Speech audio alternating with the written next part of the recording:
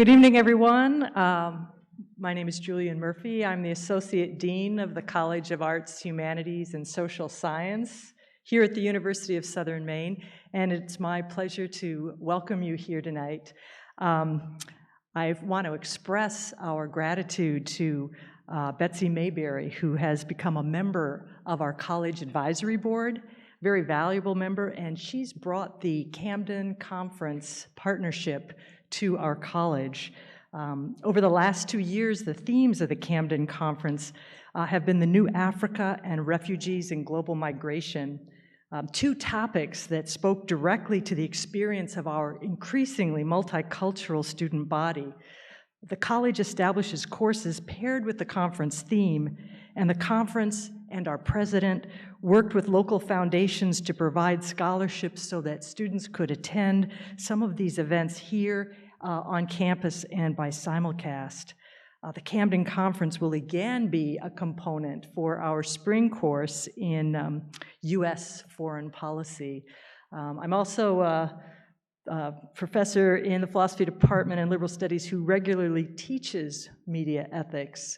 So I'm very interested in what our panelists have to say about the responsibility of a free press. Thank you all for coming.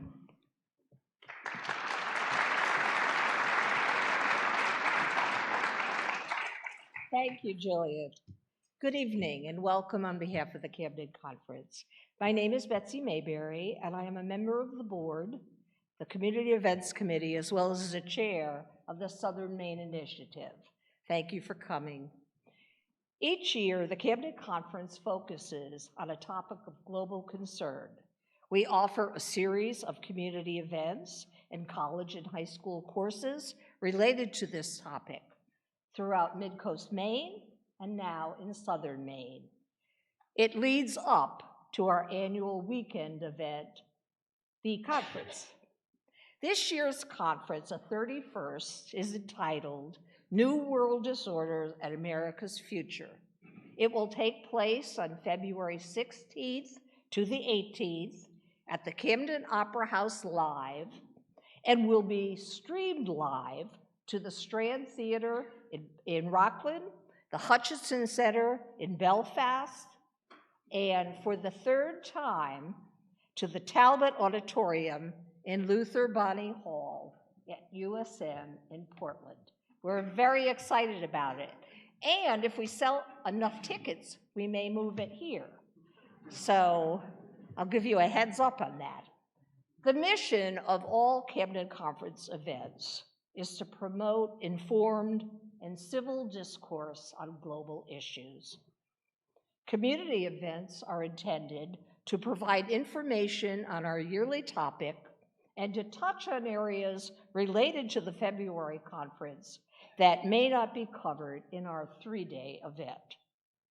The Camden Conference is a membership organization. It depends on the support of these members to provide events like this. I hope all of you will consider joining. Should you wish to do so tonight, there is material on the table in the back, or you can go to our website where there is a membership application as well. The event today is The Press Being Fair to President Trump, is co-sponsored by the Camden Conference and USM, one of many of our collaborative efforts in Southern Maine. Before I introduce Matt Storin, our moderator, I would like to thank our global sponsor, R.M. Davis. These events would not happen without their support. I also would like to thank the Danforth Inn in Portland. They are taking good care of our speakers, including a nice champagne breakfast. I am now going to turn the event over to Matt Storin, Vice President of the Camden Conference and editor of the Boston Globe from 1993 to 2001. Matt?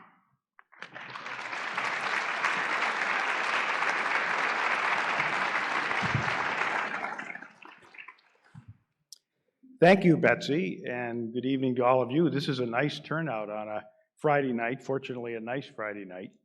And on behalf of the Camden Conference, I just want to add my thanks for your agreeing to participate in this event. And I say participate with emphasis because we look forward to your questions after the presentation, so please don't be shy. The other night at Harvard, I listened to a speech by Nancy Gibbs, who just recently stepped down as editor of Time magazine, and she noted in her talk, referring to President Trump and the press, "We are watching something we have never seen before." She noted that in the country at large, the, quote, tribal furies are awakened. And we're here to talk about all of that tonight and to entertain your questions as well, as I mentioned. Before I introduce this really truly distinguished panel that has agreed to be here this evening, some of them from some distance, I'd like to show a relatively brief video that offers one perspective on all of this. And as they say in all the best places, it doesn't necessarily reflect the views of anyone up here. During this disastrous Trump administration, when the country is reeling under full employment and the fact that you can practically order a cure for cancer from Amazon and have it delivered the next day, the nation's journalists have issued a new booklet of guidelines entitled How to Create as Much Hysteria as Possible from Acts of Violence that are about as likely to kill you as a bolt of lightning ricocheting off the guy next to you, then knocking over a tree that falls on a car, that then flips over and lands on your head. The pamphlet, published by the junkie organization of uninformed rock-headed oafs, or Journo, begins with a preface reading, quote, "In this terrible time, when the candidate we wanted for president lost because she was felonious scum, it's very important that every psycho who kills someone for some incomprehensible reason be turned into a major news event and then blamed on Donald Trump and the people who elected him instead of the felonious scum we loved so very much," unquote. The pamphlet then continues, quote, "Although it's true we can't make the entire country hysterical over nothing because there are people with only a high school education who own dogs that are smarter and more realistic than we are, we should be able to spread panic in liberal enclaves where individuals with advanced degrees are already living in a fantasy world largely created by us in the first place. Since many of these jackasses live in Washington, D.C., their panic could cause real problems for everyone else who will then panic in turn, and our goal will be accomplished," unquote. The pamphlet then goes on to give some rules for covering violent events in order to make them seem more threatening than they are, and then blame them on Donald Trump. Quote, "Rule number 1.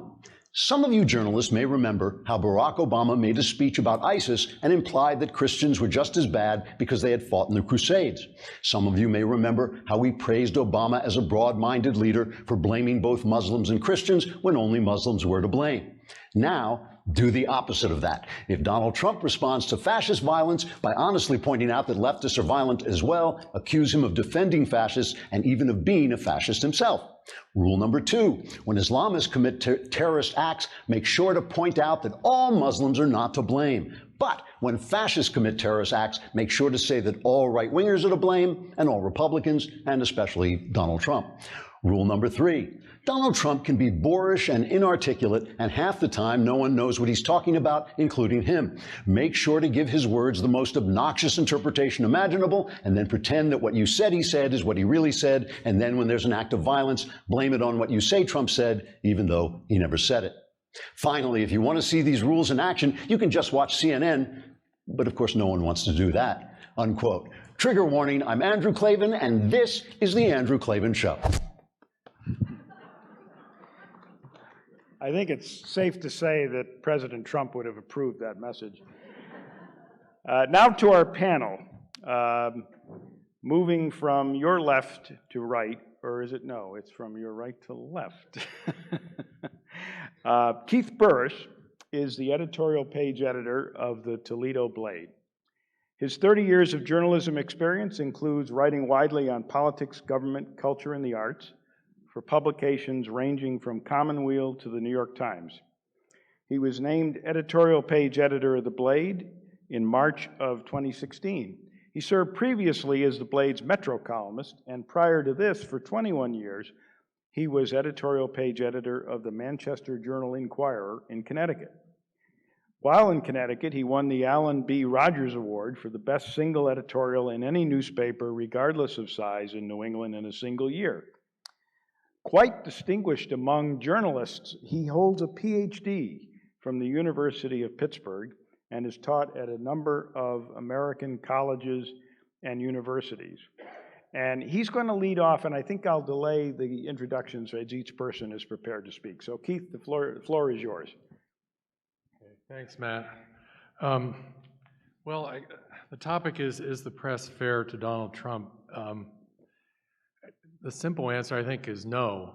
I don't think we are, but I would sort of separate people who take that view from what we just heard, which was a sort of a cute, press-bashing, glib piece of work that we have too much of that stuff already. I don't think, for example, that the press has overcovered the mass shootings, and I don't know of anyone in the press who's blamed President Trump for the mass shootings. But I think we're not doing a very good job of covering the president. I'm not worried about the president. He can take care of himself. He can hurt himself probably more than anyone else can. It's not the president who concerns me, it's us, it's the press. We've gone so crazy over Trump. We've gone so over the top. We've lost our perspective. We've lost our center and lost our way. It's not our job to judge President Trump. It's our job to try to understand how he got to be president and to try to help people understand what he's doing as president. A really great journalist by the name of Wallace Carroll, who was an old New York Timesman, worked with James Reston, told me once, you know, our function is to help citizens better understand their world. And I don't think we're doing that when we're so obsessed with the errors he makes or the silly things he says that we can't cover the government, people he's appointed to run the national security apparatus, who are quite different from him. It doesn't help us to dissect the tax program that's just passed the House. We've really, I think, lost our way in a significant way, and it means that we're hurting ourselves as a profession, but we're also failing the country. We're not really educating. So I suppose we can debate the extent of this bias, or more interestingly, talk about where the bias comes from. I think there are 2 or 3 good reasons.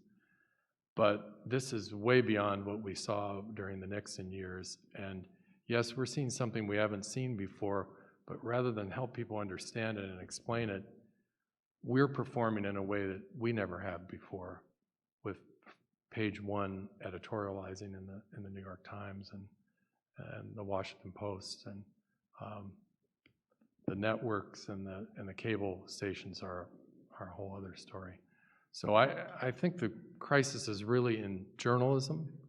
The crisis of Trump is something we've got to try to help people explain and understand.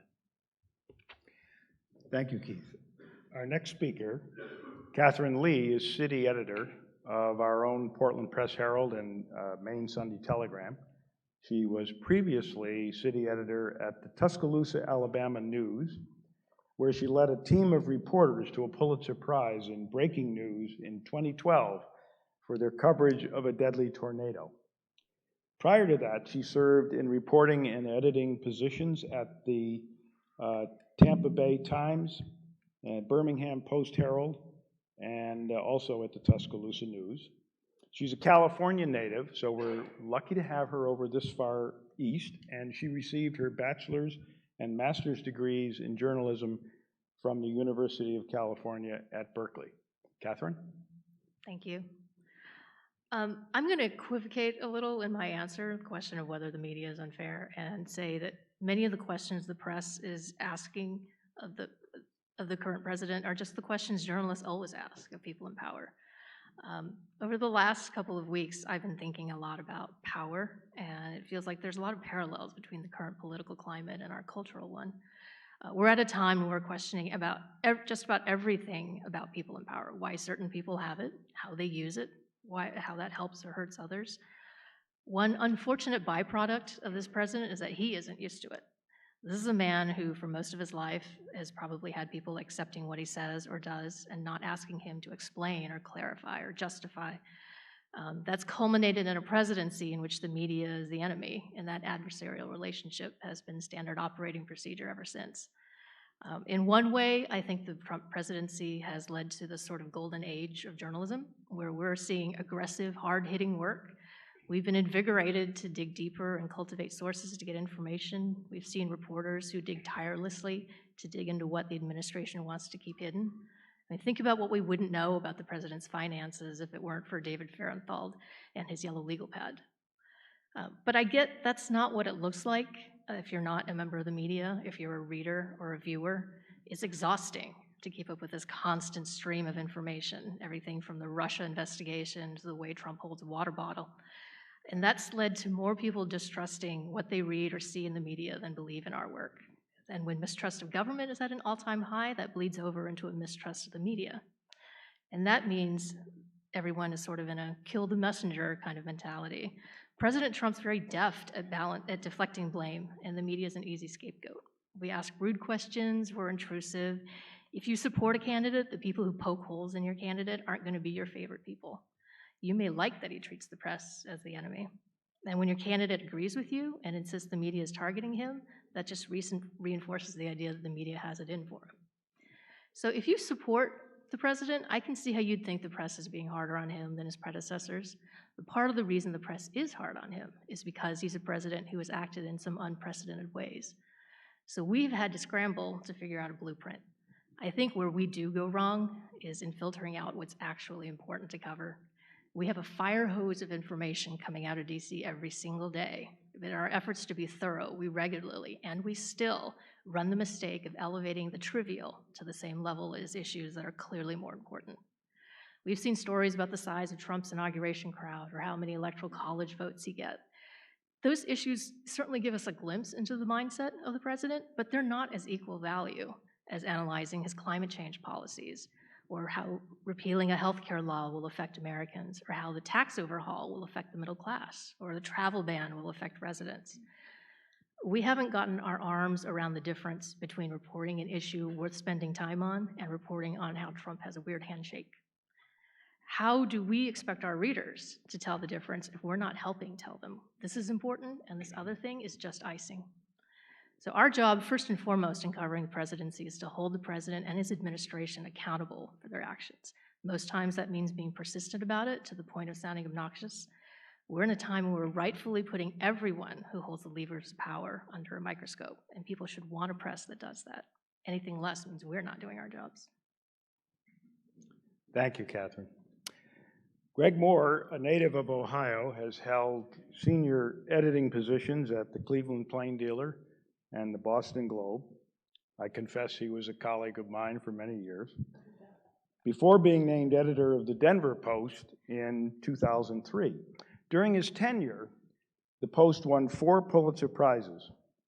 A graduate of Ohio Wesleyan University, Greg is a former member of the board of the American Society of Newspaper Editors, and he served on the Pulitzer Prize board, a very important and distinguished position, for 9 years. Greg, the floor is yours. Thank you, Matt. It's hard to follow the 2 previous presentations because they said so many things that I agree with. You know, as to the question of whether the press is unfair, I actually think that's going to be up to history to determine. I think doing it in a contemporary moment is difficult. I think it's difficult, but I will say I think we're in uncharted territory. There's been a lot of commentary about how the president is sort of breaking with political norms. I think, you know, the media has broken with journalistic norms. There's no question about that. I have my issues with some of the press coverage. I think it's become too personal, too partisan. It's too uncivil, and it's really unbecoming, particularly for some of the big publications. When you're really trying to promote civility in our political discourse, to be so uncivil, particularly on the opinion pages. I just think that some of the commentary is beyond the pale, and that we're talking about things regarding a president that we've just never talked about. I actually read a story the other day that just flat out said, you know, is President Trump too mentally ill to have access to the nuclear button? They actually had a hearing about it in Washington. I just think, you know, there are just some things that, you know, you just shouldn't go there. And so I think we're in uncharted territory. I think that, you know, for press that is really trying to help us sort of recenter our politics in this universe, that being super partisan, being uncivil, engaging in name calling, I think is really, really unbecoming. As to some of the news coverage, you know, I think the Washington Post and the New York Times have been doing some really good work. I'm going to say that outright, and I know that there may be some people that are who would challenge that, but I think that some of the work that they've done has been really extraordinary. I have my issues with cable television, though.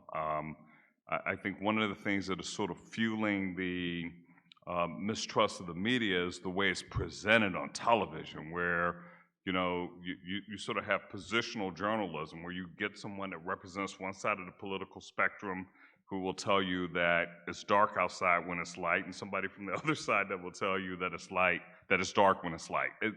That's not journalism, and I think it just sort of feeds into the cynicism and the distrust of the media, and I hope we get a chance to talk about it and look forward to your questions. Thanks, Greg. That last person on your right, I finally got that straight, is not the actor Michael Keaton, though he does bear a lot of resemblance. Walter V. Robinson, currently editor-at-large of the Boston Globe, led the Globe Spotlight team from 1999 to 2006, most notably in its investigation of sexual abuse by Catholic clergy, for which the newspaper won the Pulitzer Prize for Public Service in 2003.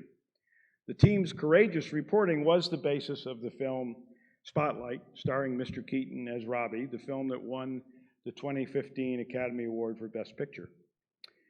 But long before he was that famous, he was White House correspondent for the Globe during the presidencies of Ronald Reagan and George H.W. Bush, served as Middle East bureau chief from 1990 to 91, and covered the Persian Gulf War. He also has served as a professor of journalism at Northeastern University, his alma mater, and Arizona State University. Robbie? Thank you. Matt, very much. It's nice to see so many of my fellow millennials here tonight.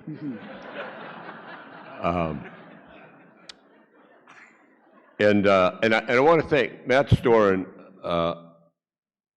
Hired me in 1971 when I was just out of the Army and didn't know how to write a sentence, and I thank him for that. And then he coaxed me into becoming head of the Spotlight team at a time when I was writing page one all the time with my own stories about looted Nazi art, that sort of thing.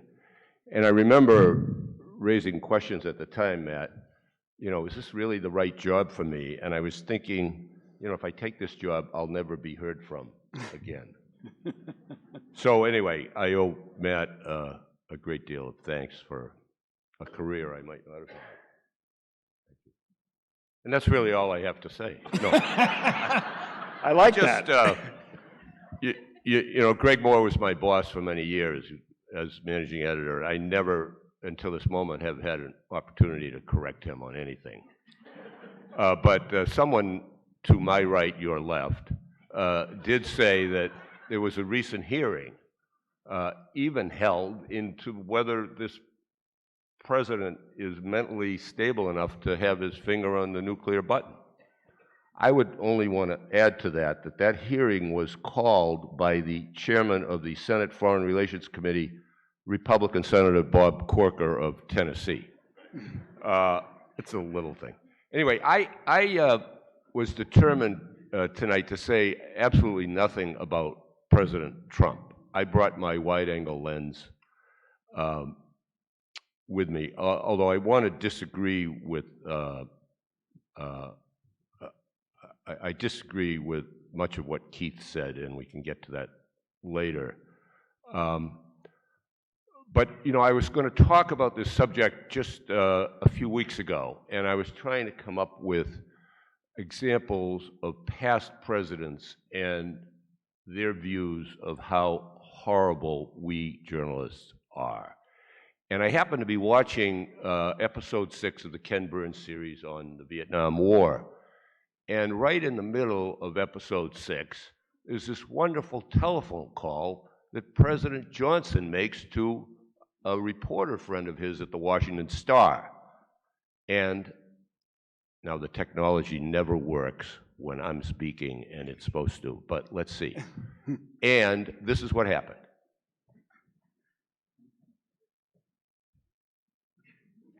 You see?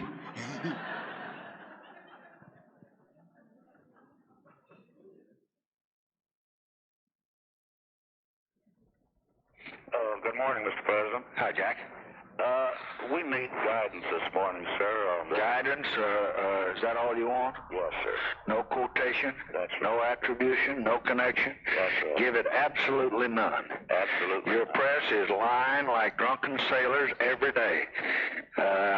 First thing I waked up this morning was trying to figure out, after seeing CBS, watching the networks, reading the morning papers, was how can we win, possibly win and survive as a nation and have to fight the press's lies. Yes, sir. I'm trying to protect my country and they all whipping me. Not a son of a bitch said a word about Ho Chi Minh. They talk about us bombing. Yet these sons of bitches come in and bomb our embassy, and 19 of them try to raid on. All 19 get killed. And yet they blame the embassy. I don't understand it. We think we've killed 20,000. We think we've lost 400. We think that, of course, it's bad to lose anybody, any one of the 400. But we think that the good Lord has been so good to us that it is a major, dramatic victory. And I think what would have happened if I'd lost 20,000 and they'd lost 400? I ask you that. Thank you, President Johnson, for reminding us that no president I'm looking carefully around the room for non-Ogenarians, no president in our lifetime that I know of has had anything privately but disdain for the press that covers them. What's unique this time is that the vitriol is so public and, frankly, I think, so out of control, day in and day out. So I think, but in many ways, Trump's frustration with the press, much of which I think is his own fault, isn't a lot different than that of his predecessors. You know, last November 9th, I sent an email to a First Amendment lawyer friend of mine, expressing concern that the president-elect was a threat to the First Amendment. And I got a rocket of an email back within a few minutes that said, Trump is the biggest threat to the First Amendment since the Obama administration. And what he meant by that was that the Justice Department under President Obama used the Espionage Act 13 times to try and uncover the existence of whistleblowers in the government. And it was only because of public reaction against that one of our colleagues, Jim Risen of the New York Times, did not go to federal prison. So this was a President Obama, who is dedicated to transparency in government. And speaking of President Obama, he ran a tight, leak-proof ship that it only leaked really when they wanted it to, because the people who worked for him and with him were so loyal that they didn't dish very much to the press. This president is different because he has repeatedly shown his own disloyalty to the people who work for him. His White House is in such chaos that many of the people who work there are happy to pick up the phone and tell reporters about things that are actually really going on in there that are not fake news, though they are later labeled as fake news by the president because he doesn't care for them.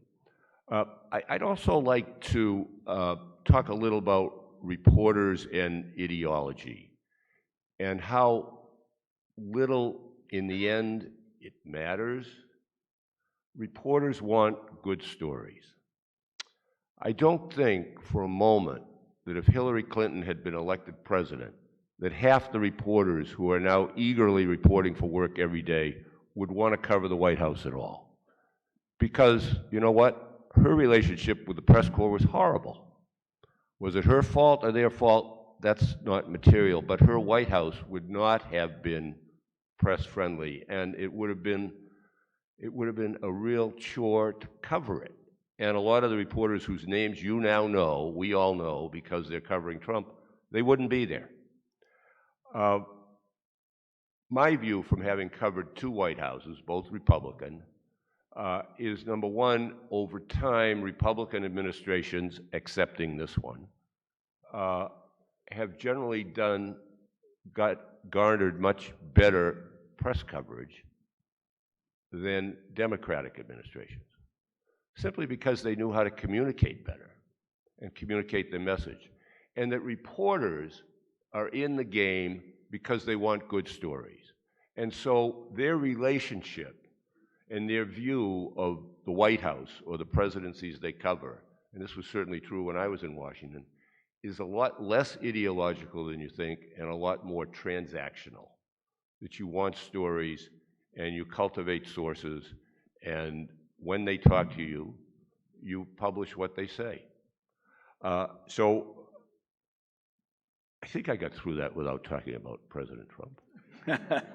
So I'll yield the floor back to Okay, you. thank you, Robbie.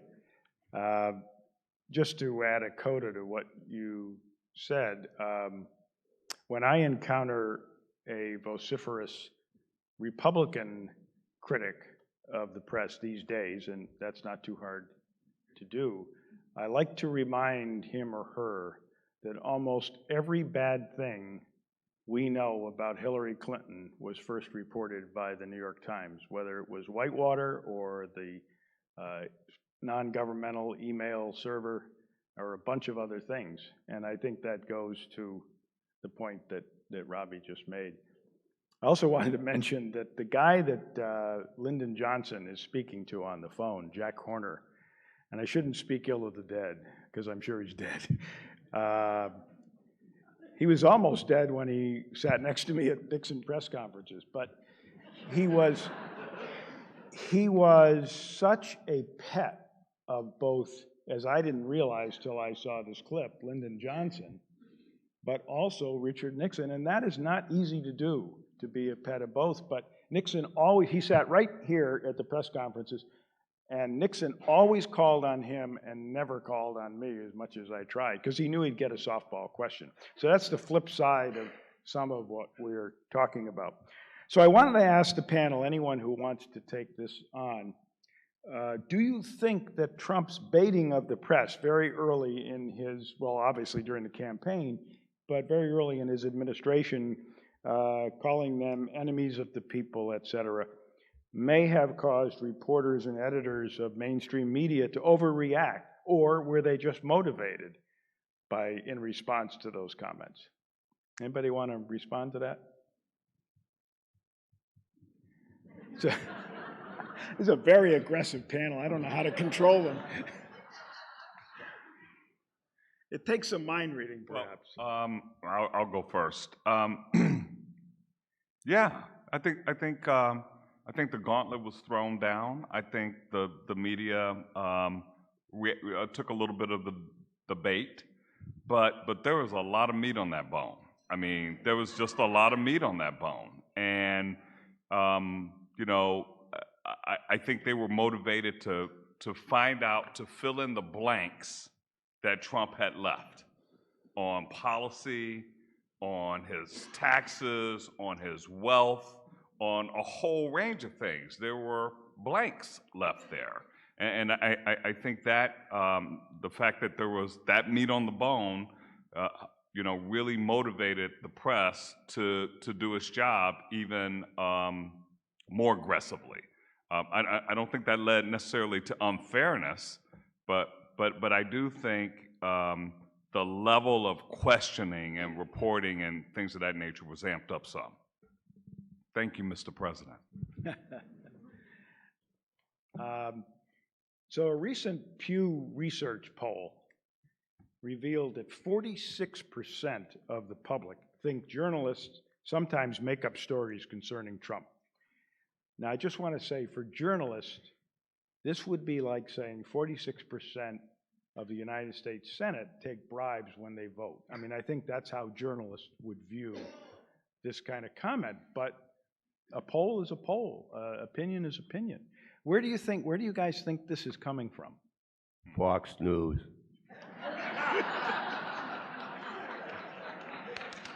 Could you be more specific? Yes. First of all, the president, no matter what he does to himself or to others, maintains about 40% support. And a colleague of ours, Ben Bradley, is doing a book on Trump, and he's focusing in on a county and a state I will not mention because I don't want any other reporter to scoop him on this. But he's astonished that when he goes to see Trump supporters, that Fox News is almost always on. So that explains 40 of that 46%, and the other 6% are people that we've written about who don't like the stories. No, I don't mean to make light of it. We don't always get it right. We make mistakes every day. Most of our mistakes, like most of yours, are sins of omission. We miss stories. Sometimes reporters' biases flow through. Why we have editors, although we have a lot fewer of them, is to stop us from publishing stories like, for instance, the Times story from Tokyo about how the president's daughter drew a smaller than expected crowd at some function that who cares about it. It was that kind of story. So there's always a good percentage of the American people who mistrust the press, and you know that's not a bad thing. Mm-hmm. We are fallible, and we need to be reminded of that, and maybe heighten our standards. Anybody else want to comment on this? Keith? I don't think it's a bad thing that they mistrust us either. I think it's probably a good thing. But I think the level of distrust is higher now because there's a sense, there are two things. There's a sense on the part of much of the public that we've taken a side. And I think that's a fair perception. I think it's so widely perceived because it's true. And the second thing is I think among sort of the deplorables, the lower middle class, working people, the kind of folks we have in rural Ohio or in Toledo, people who were maybe worked for Champions Sparkplug and are now doing janitorial work. Those people feel forgotten by what they perceive as the entire establishment, and that includes the press.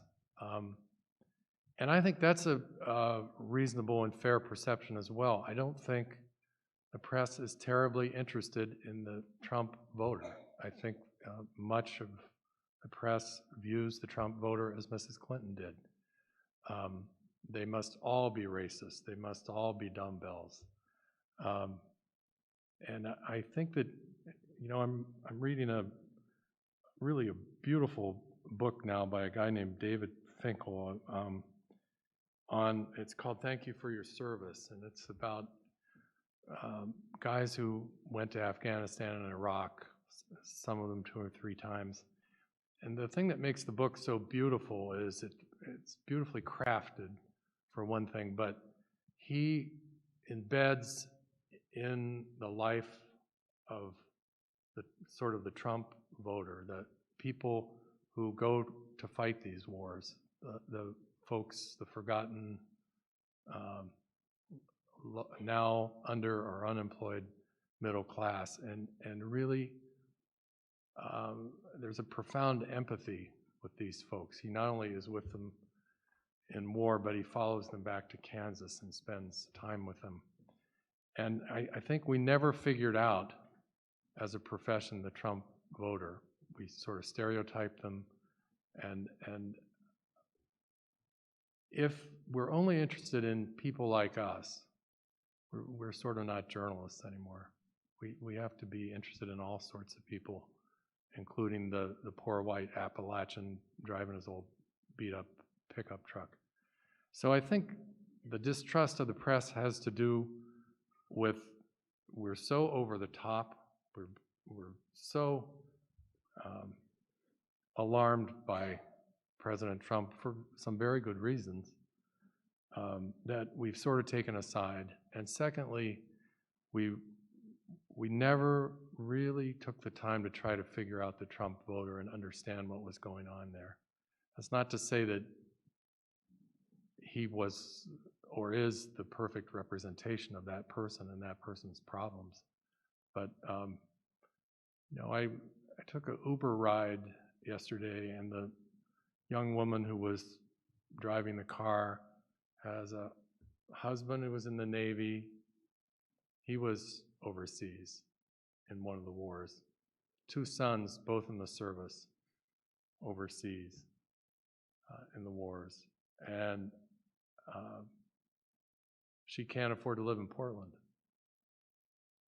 That's, I'll bet you dollars to donuts, that's a Trump voter. And she's a very smart, intelligent, well-read, interesting person. So I think we need to get out of our bubbles and our echo chambers if we're going to do a better job. Keith, in that context, and those are very good remarks, how would you explain the phenomenon of Fox News? What is your attitude toward Fox News? Ravi cited a very negative view of it. It's popular among many Trump voters. You have a good familiarity with the mindset. Well, it's the center of that echo chamber. And you've got corresponding echo chamber centers on the left. I think the tragedy of the American electorate today, and also of the opinion side of American journalism, is that we've gotten ourselves in these little echo chambers where we only talk to each other. And the reader now reads for affirmation.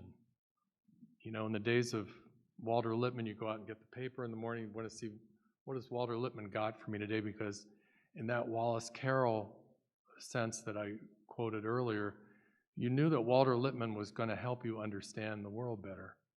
That's quite different from how we read most opinion journalism today. We read for affirmation. We know this writer is going to tell us what we already think and give us better reasons to think what we already think. And that's, I think, equally true on the left as the right. Good.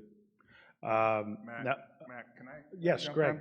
go for it. So, I'm not 100% sort of sold on the idea that the media doesn't understand America. I'm not really sold on that. You know, a lot of our newspapers in this country, I mean, a lot of people think that the newspapers are the Washington Post and the New York Times, but for the papers that remain, they are distributed in small towns and medium-sized communities all over this country, and they actually do understand their readers, and they actually did write about, you know, the issues that they cared about, and then in the right context. I do think that a lot of the coverage is dominated by the CNNs and the MSNBCs and the Foxes. And the way that they do it is just, it's really not reporting and it's really not journalism. They rarely leave the studio, okay? They're part of the problem that is sort of fueling our politics. I think the problem is much more about our politics than it is our media. I really do. And that we need to be focused on it. I think a lot of the Trump phenomenon was the fact that, you know, Hillary and her folks really did treat that part of the country as flyover territory and didn't put the right resources in and that kind of thing, more so than it was the media, you know, driving either aspect of this. I heard this one interesting stat when we were all trying to figure out what the heck happened the day after the election. And somebody actually wrote that I think 70% of the people, 70% of the electorate had made up its mind about who it was going to vote for by Labor Day. So all those stories about Trump on the bus and all these other things about his taxes and all that stuff that had come up, people had already made up their mind. In fact, a lot of them had voted early in October. And so, you know, I'm just not so sure, one, that the media is as powerful as sometimes we say it is, and certainly that it's you know, out of touch with the vast majority of Americans, because I think they're writing about them every day as local news organizations. I want to say a word to the audience. I'm going to keep asking some questions to the panel, but if any of you are moved from here on to ask a question, there are microphones in each of these two center aisles. I encourage you to do so, and as soon as someone is standing there, as soon as we finish whatever we're doing here, we'll go to that questioner. What I did want to do, and this is continuing a little bit on the theme we're on now, you may have noted when I introduced Catherine that she has experience in Alabama. And we now are seeing in the news an awful lot about Senate candidate Roy Moore. And I think we would benefit from her experience down there. And then I see we have a questioner there and one here, so we'll listen to Catherine and then we'll go to the audience. Yeah, so I lived in Alabama for 15 years before I moved to Maine, and I have sort of kept an eye on Alabama politics, and I bet in the last week so have all of you. I think what's going on there is a combination of some pretty specific views about masculinity combined with pretty ingrained views of state politics and a deep mistrust of outside media. And for them, that means national media, Washington Post, New York Times.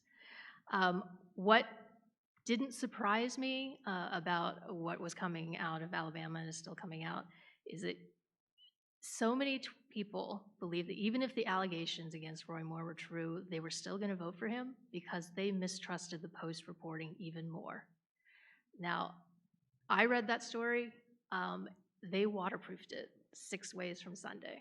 You know, they had 30-odd sources, women by name. They were very specific. But I saw a poll that I think it was 37% of more voters said that they were more motivated to vote for him because of that Post story. And I think it's because they almost saw it as a way of sticking it to the Post, like they were hurting the national media in some way. Alabama it didn't matter whether he did it or not. And I think that's a deeply ingrained problem, that national media just can't get a toehold in these flyover states. You know, the Times and the Post will come in, and even if those reporters are actually from Alabama, as some of them were, just the fact that they had the byline, the Times and the Post, by their names, made them less willing to trust. I think that Trump kind of gave them a blueprint to not believe the Post. He gave them the script, but that mistrust was always there. Great. Any other responses here? So we will hear from the audience. This gentleman was first over here. Please, and I would like to just ask you, you may make a brief statement if you want, but let's get to a question before too long. I think you're onto something, Ms. Lee. President Trump's approval ratings are among the lowest of any president at this stage of his administration. Lower than those are those of Congress, and lower than those are those of media. So you're onto something, certainly. And media, much of media, according to several surveys I've read, they vote Democrat. But 80–90% of Washington bureau people, and that's been true for decades. And so you all support each other. I don't know you, I don't know any of you personally, but that happens. And so, and people out in the country, in rural areas, you know, the deplorables, they know that. They naturally they distrust the Washington Post. President Carter opined about this recently. I'm surprised none of you brought it up. He said just a few weeks ago, I think the media have been harder on Trump than any other president, certainly that I've known about. What? What's my question? What do you think of what I said? You know, I would say this about polls. Going back to the 19th century when there were none, there was a remark that has been attributed both to Disraeli and Mark Twain, and it turns out neither one of them said it, but it's instructive nonetheless. There are lies, there are damn lies, and then there are statistics. And I say that in reference to the polling because it is true that the president's favorability rating is higher than mine or my congressman, whose name is Bill Keating. But the fact of the matter is that when you poll, what do you think of your individual congressman, he or she polls much, much higher than the president.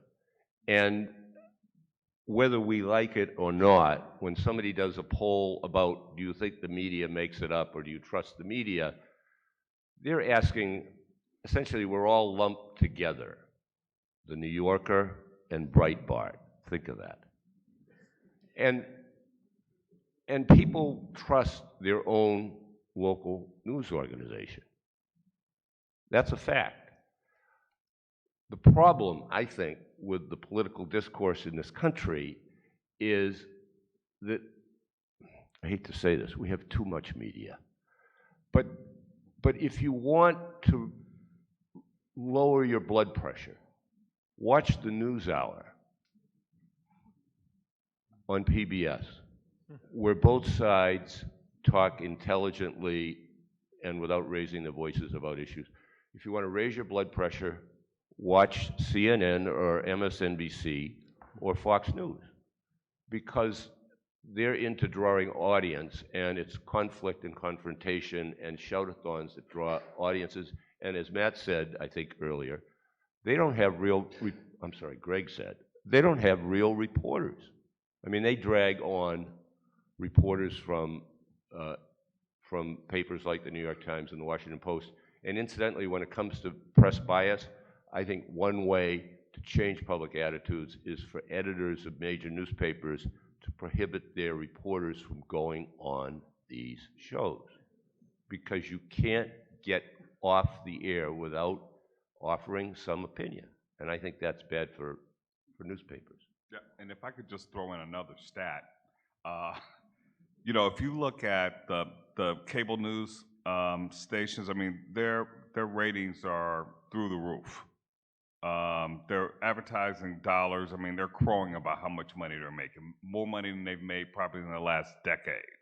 The New York Times, the Washington Post, and certainly the Wall Street Journal, circulation is, you know, probably up, you know, 20%, 25%. And that's for a media that supposedly nobody trusts. So, you know, like I said, I just don't believe in the hype. I think it's really important for us to be skeptical about that part of it too, because the stats don't bear that out. Just a brief comment. Yes, Keith.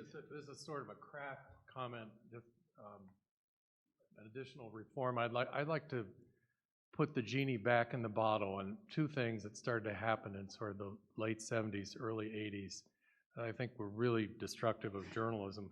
One is that we started to interview each other on network shows, and then with the explosion of cable and cable shows, that became the basic format. Instead of a reporter at a convention interviewing Adlai Stevenson, two reporters talked to each other. So we became the story, we became the stars.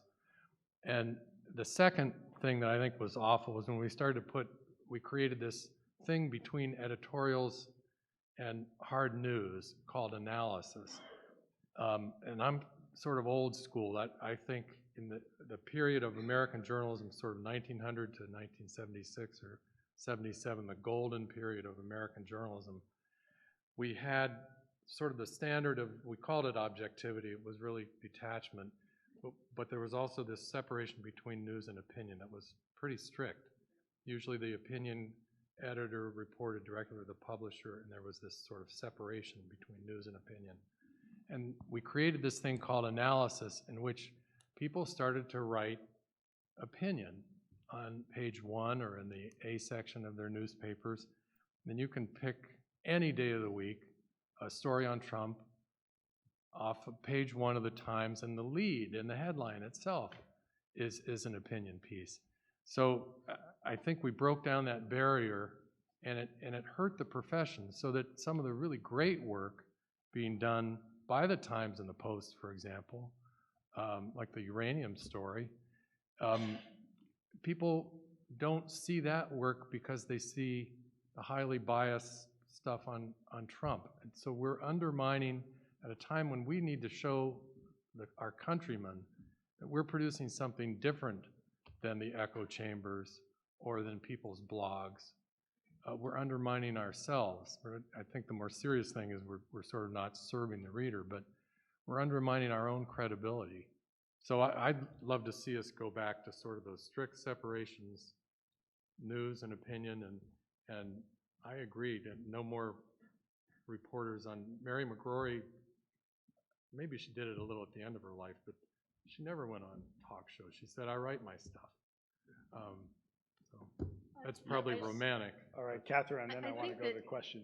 Analysis does have a place in trying to parse, complicated issues like healthcare and the tax plan. I just don't think that cable news is the place to do it. Not when you have a segment. They're trying to fill 24 hours, and you have a segment that's a minute and a half. You can explain that tax plan in a minute and a half? No way. I think that it's just, I have CNN and Fox above my desk on the TVs every day, and I watch it with the sound off.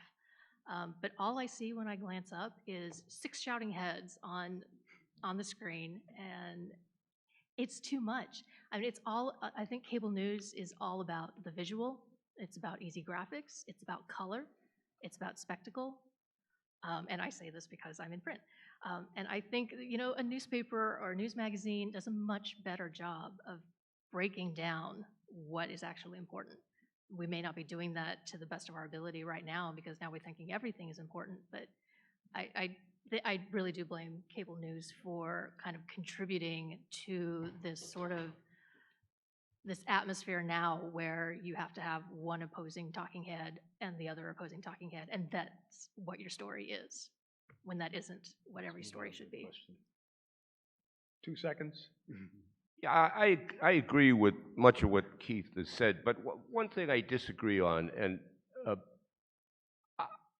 sure we make mistakes, sure some analysis goes over the top, but by and large, the reporting on this president during his campaign, the latter months of his campaign, and during his presidency by serious news organizations has been exceptional. And there's a lot that we know that we wouldn't otherwise know, but for the really great work of investigative reporters who have really discovered the White House for the first time. I mean, the White House used to be a place where you went to have stuff dished to you.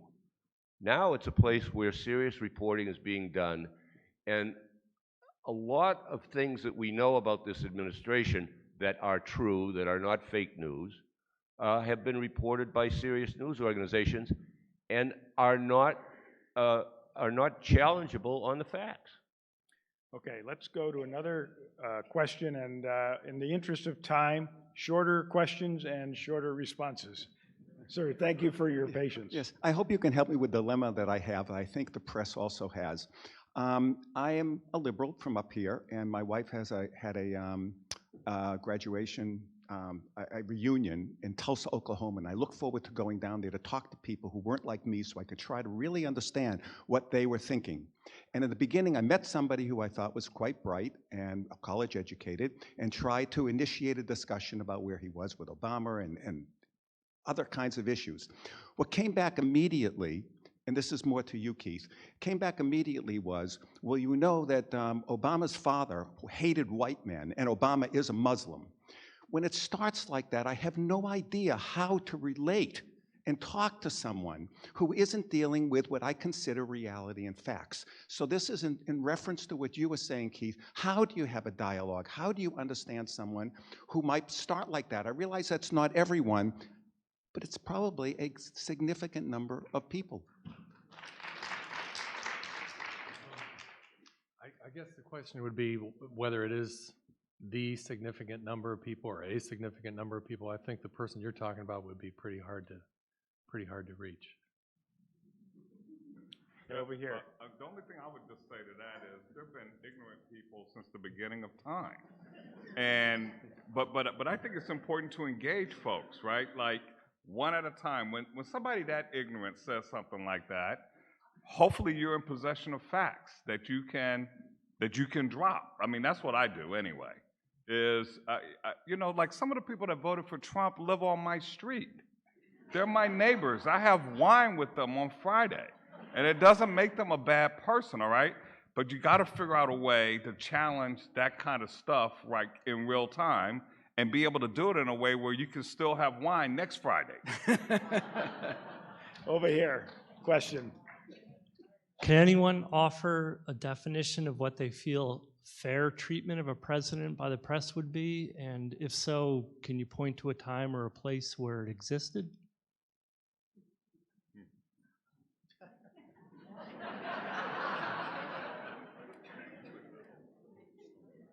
Was the question, has the press ever been fair to anyone? No, basically, can we define that term, fair treatment of a president by the press? I think it depends on who is asking. I mean, I would say any president would say the press treats him unfairly. I mean, I think as a member of the press, we would say, yeah. I mean, seriously, I'm wondering what is fair treatment by the press? And has it ever occurred? But when you're president of the United States and the leader of the free world, and you think you're immortal, and what you say is interpreted to be somewhat different than what you want it to be perceived to be, you're irritated at your press coverage. I mean, that's not just true of presidents, it's true of a lot of people. And we don't, when a president makes an announcement, when he's on message and the press chooses to cover another part of the issue, the White House gets irritated. So there's this constant tension it's a good thing most of the time. I think it's not been so good this last year, but I think most of the time in the past it worked. Sir, over here. Thank you. People bring up the Nixon era a lot. This particular relationship with the press reminds me more of Dan Quayle, who was somebody you covered, and the relationship that they had. So again, it's not newly invented. But the question of the topic tonight is, is the press being fair, and is this the way to cover a president? Is sort of an objective title, but we're talking about a particular individual who, as President of the United States, the New York Times printed a full page in agate, virtually the smallest type you can, of all the lies in the first 6 months of his presidency. And he's the guy who stands up at rallies and points out members of the press and says, this is a bad person, this is a liar, these are fake news. That undermines our institutions. And so I'm wondering, doesn't the press have an obligation to cover this guy in a different way? Good question. I'm not sure we figured that out yet. You mean like in a retaliatory kind of way, or? Yeah, I don't think so. I mean, I think just because he points and calls names and stuff like that shouldn't affect how you do your job. It hopefully will energize you, keep you focused, make sure that you don't make a mistake. I mean, because the worst thing you can do in a situation like this is make a mistake, right? Which feeds into that whole fake news thing. To go back to Matt's point, I think part of the reason that 46% of Americans are likely to believe that maybe the news media makes up stuff is because, as Robbie said, lots of mistakes get made. Like, I've been on the other side of news coverage, and I've seen the errors that have been in stories, right? So every person can take their own personal experience of having been, misrepresented in a news story, misquoted, or left out a material fact, and just say, yeah, I'm going to let that play into the whole narrative that you can't trust anything. But I don't think that should cause the media to do its job differently or to put a little extra twist on the knife. I don't think that you should do it. I don't think you can afford to do it, because it's that kind of, taking your eye off the ball that causes you to make a mistake that could undermine everything that you do. I think maybe, go ahead, Robbie. The presidency is an institution of extraordinary stature in American history. And we want to trust our leaders. And we've had good reason to do that much of the time with most of our presidents. And we're in a situation now that's unparalleled, where we have a president who constantly misstates the facts. I'm not going to call him a liar. I'm just going to say he gets it wrong so often that we need to focus on that. And I think it's right for the New York Times or any other news organization to keep track of and chronicle the lies, because our stature as a country is in jeopardy. And this is not a political statement. I mean, I've covered presidents, and I expect, and we all expect, civility in public discourse, particularly from our White House. And we haven't had that. And it's worrisome, and it justifies much of the in-depth coverage. I think, yeah, I was going to say that I think what the questioner is asking, in essence, is this is a very different presidency, so the coverage is going to be different. It's not necessarily, whether it's going to be fair or unfair. It's definitely going to be different. Yes, sir. I look at the demographics of our audience tonight, and I think it's safe to say probably the average age here is 60-ish or over. And we're here to listen to distinguished journalists like yourself, or say a David Brooks, a Thomas Friedman. We read the Wall Street Journal, etc. My question is, what about the up-and-coming generation? Are they depending on Facebook and getting a lot of fake news from Russia? I'm kind of concerned where are they getting their information to make their decisions? They are getting it from Facebook. They're getting it from Twitter. They're getting it from untraditional sources. I mean, it's no secret circulation for newspapers has gone down. But I think it's our job then to figure out how to work in that sort of new world. I don't think journalism is in danger because we're dealing with social media now in a way that we weren't before. It's just we have to learn how to practice journalism in a different way. I think journalism is in danger because I don't think people can see the difference between the social media and professionally produced journalism. And so it's up to us to make it clear what the difference is. The good news is that the Times and the Post, actually, their numbers are going up. Younger people, I think, are hungry for understanding. I just go back to that basic point that I don't think our function is so much to be fair or unfair to a president or to treat him differently because he's different. I think our function is to try to explain what's happening in the world. And both the marketing numbers and polling data show that younger people will pay. You have to figure out the price point, but younger people will pay for content that is meaningful to them and helps them understand the world they live in, including this president. I do think we're fortunate that we have Catherine on the panel. She probably brings down the average age of the room 3 or 4 years. Must have been a genius to put this panel together. Yes, sir. Hi, Mr. Moore said that we may have to wait for history to determine. I wanted to plug a forthcoming book by an historian at the University of Texas in Austin called The Media versus the Apprentice. And it is an historical work because it focuses exclusively on the period before up to the election. And he shows in excruciating detail that in case after case, incident after incident, the press was misleading. And that's really the question regarding things interpretations of what Trump said in incident after incident. Professor Martinez, by the way, was a Sanders voter and would have says his preferred candidate would have been Elizabeth Warren. But I recommend people go check it out. You may rethink some of the things you think you knew about what Trump said along the way. I really recommend that book.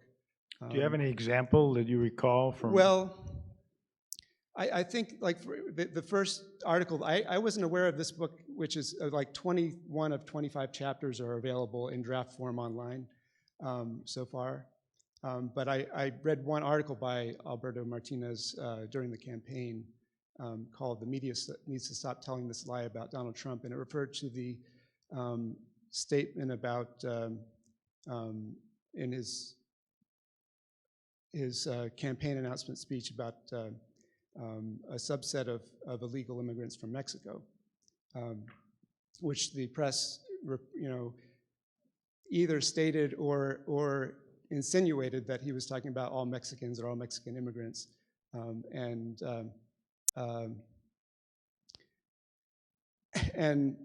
so and I think anybody that actually watched the speech would say, in general, when you're looking at his critiques of China or his critiques of Mexico, that Trump was criticizing our leaders more than he was criticizing people from Mexico. Anyway, I sort of just wanted to plug that book, and it's called "The Media versus the Apprentice." Okay. Thank you. Maybe I'll just stop there. Thanks. Any response? Yes, ma'am. Hello. Thank you very much for a great presentation. Mr. Burris, I just wanted to remind you that when Hillary Clinton was speaking of the deplorables, she was referring specifically to racists, sexists, homophobic, xenophobic, and Islamophobic people. And I, for one, personally agree that people who have those beliefs are deplorable and don't agree necessarily with your kind of perpetuation of this false inference that Hillary Clinton was referring to these poor white guys out in the rural hinterlands. I mean, I for one, let me just please finish. We're asking whether or not the media is fair to Donald Trump, who received billions of dollars in free press. He won the White House without gaining the majority of the vote. He's a rich and powerful person who, in my view, we don't have to worry too much about personally, but what we do have to worry about are these people who believed him that the press is evil and now are going to be the recipients of these cruel policies that he's perpetuating on them, including tax cuts for the rich and taking away health care and the degradation of the environment. So my question, I think, is, I mean, do you think that the press was fair to Hillary Clinton? Not necessarily. I think the question, again, would be, did the press help us understand her and her strengths and weaknesses as adequately as it could have? And I would say no. Sorry? Thank you. But I think the reason the statement got her in so much trouble is that she said that was the bulk of the Trump voter. So She said it was half of the basket. Sorry? She said it was half of the basket. Oh, I don't remember it that way, but I think that's Well, like I said, I think she did. facts matter. I think the question is whether she thought or whether members of the press think that that's the only kind of Trump voter there is, someone who's in one of those categories. And I think that's sort of a trap that a lot of us have fallen into. Anyone who voted for Trump is one of those deplorable things. Those are deplorable things to be, but I don't think every person who voted for Donald Trump is a deplorable. Oh, I absolutely do not either, and I hope the president is successful. Absolutely. Okay, let's move along. I'm going in the order in which I saw someone waiting, and I think this young lady was waiting before these gentlemen. I've had some trouble framing this question in my head because newsworthy news is newsworthy. But how do you as journalists and how can we as consumers think about where information comes from when we're thinking about stories about leaks and stories about revelations? I'm not thinking of Roy Moore's Washington Post conspiracy theory. I'm more thinking of the DNC leaked emails are as newsworthy as the fact that it was Russia who played such a big role in them being leaked.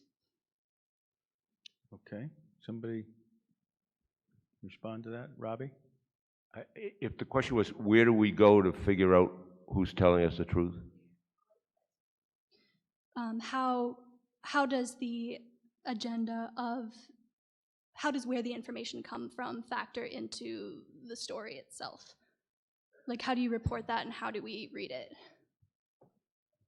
Yeah, I think I understand what her question is, and it's really a matter of whether you are going to what we call mainstream media, and here I would exclude both MSNBC and Fox News, the kind of core news gathering operations, whether it's the New York Times, NPR, PBS, whatever, because I think they, whatever their faults are, that they respond to conventional standards in news gathering. And I think this is true of many local newspapers, a point that was made by the panel earlier.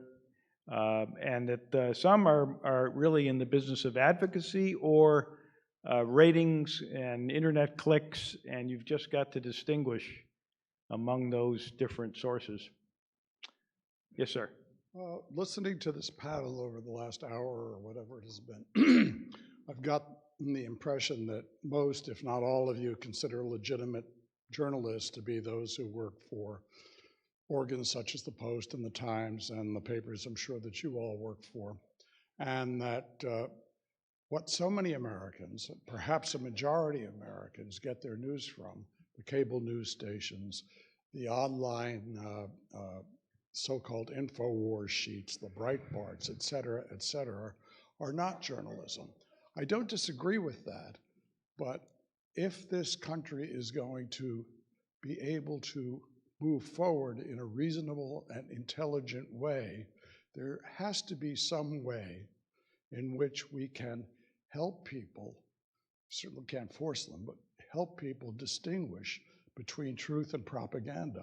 I have no idea what that is, and I'm just wondering if all of you, or any of you as journalists, have any notion how to make those people who depend on propaganda organs for their information can be brought back to legitimate journalism. It's a good question. You know, we have a remarkably ill-informed electorate. 2/3 of Americans can't name their own congressman. Daniel Patrick Moynihan once was challenged at a forum by someone taking issue with him. And he said, "Sir, you're entitled to your opinion. You're not entitled to your own set of facts." Because of this cleavage in our society, we have two sets of facts on most major issues. And if you toggle back and forth between Fox News, I just happened to be watching Sean Hannity the other night, and MSNBC, on the same issue, you could reach entirely different conclusions. It's not new that most Americans get most of their news from television, or now more than half of their news from their Facebook feeds.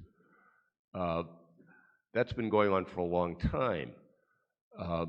But it's also the case that most of the news or the television outlets you used to depend upon decided what they covered based upon what the major newspapers did, because the major newspapers have much larger staffs. I think a lot of people would be surprised, and I think probably people on the right would be appalled to learn how much other news organizations in the country depend upon the New York Times every day to decide what they're going to cover. Now, that's both a good thing and a bad, sometimes good, sometimes not so good. I just say one very quick thing on that point, that we got two things. One, we have to save the independent press. That because this model of, well, watch a little of right-wing cable news and watch a little left-wing cable news and split the difference won't work for exactly the reason because you got two different worlds. So you can't find a middle in two different world perspectives. So you have to go back to sort of the traditional independent press that we developed over that kind of from the muckrakers to about 1980, 75, 76, 80. And the second thing is we have to teach civics in our high schools and even freshman year of college, because young people much of the country is ignorant because they've not been taught it. Young people have no idea how the government works. And we now have a president who has no idea how the government works. Yeah. I mean, that's a really reporter at our paper, I said, well, has this bill gone to the conference committee yet? And it was in the state legislature. No idea what that meant. Literally, we have people voting and highly opinionated who don't understand the basics of the system. So we got to go back to teaching it in the schools. The hour is getting late, so we'll restrict the last questions to the two gentlemen who are now standing. Go ahead, sir. Thank you. I'm a lifelong militant moderate Republican. And You're the one.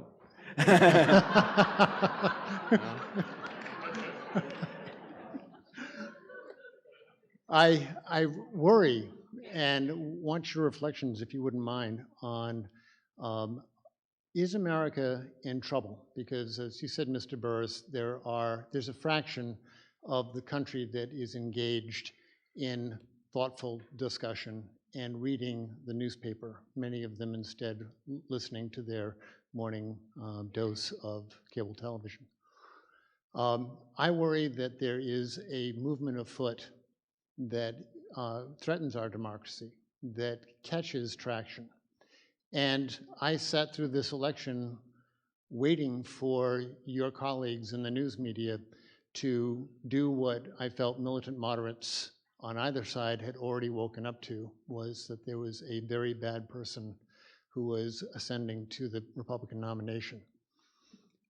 Do you have the ability, do you think, as a fraternity, sorority, or collective, to be able to be out ahead of a movement that could, in fact, undermine our democracy and find ourselves in a position that it's too late? Good question. I'd like to think we do, but some days when I look at the landscape, I think what we need to do is to do what we do best, which is to do credible, well-researched news stories about matters of importance that hold powerful people and institutions accountable. But given the groundswell or the tidal wave of misinformation, I sometimes feel like that's like going to a gunfight with a knife. And I don't know quite what we do about it. I prefer to take a more optimistic view that, I mean, journalism has taken hits before. This is just a particularly bad time, maybe, but it's not an unprecedented time. So I think the pendulum keeps swinging. It swung exceptionally far to the right, perhaps right now, but it'll swing back. Yeah, I just think, as I was saying before, I just think the sand is sort of shifting underneath our feet. You know, there are a lot of things that have sort of contributed to the state that we're in. Like, you know, people aren't really paying attention to mail-in voting. You know, that's really changing how politics are practiced, how you get messages out, you know, that kind of thing. Where people get their information, how they get it. Some people want information pushed to them and that kind of thing. So I think, just to underscore the points here, it's the quality of the journalism that matters, and then we'll figure out the rest of that stuff. And I think the readers will figure it out too. Sometimes you have to have a seismic event like what we're dealing with right now to sort of figure out how you need to recalibrate things. And I think that's happening for journalists, it's happening for the electorate, it's happening for, you know, it's happening for both sides at this moment. I think one thing this election did was get people a lot more politically aware. They are reading more, and I honestly believe, I have friends with children who are young, they're 8 and 10 and 12, and they're paying attention at a very young age. And I don't recall thinking at all about politics when I was 8.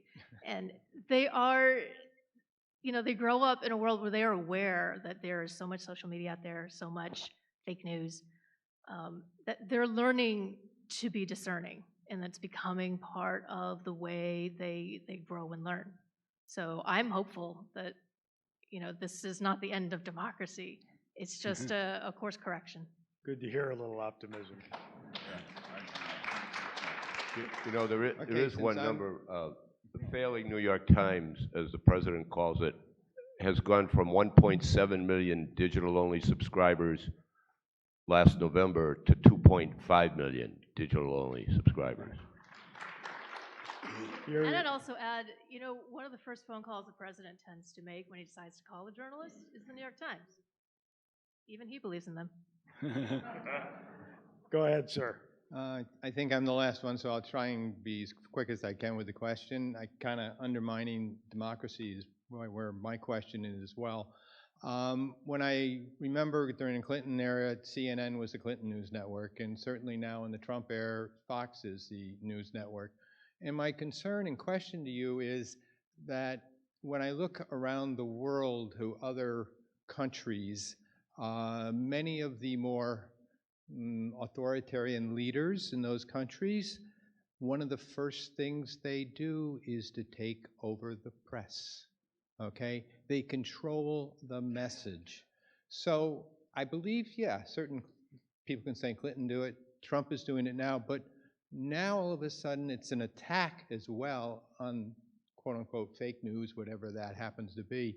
So my concern is, I look at it and go, wow, is democracy really in trouble? Because when you all of a sudden only have one message, you don't even know which one is fact. You only have that one message. And I'm concerned that we're going in that direction. You, sir, are a Churchillian figure. Winston Churchill said... We will get them on the beaches. We will get them. Yeah.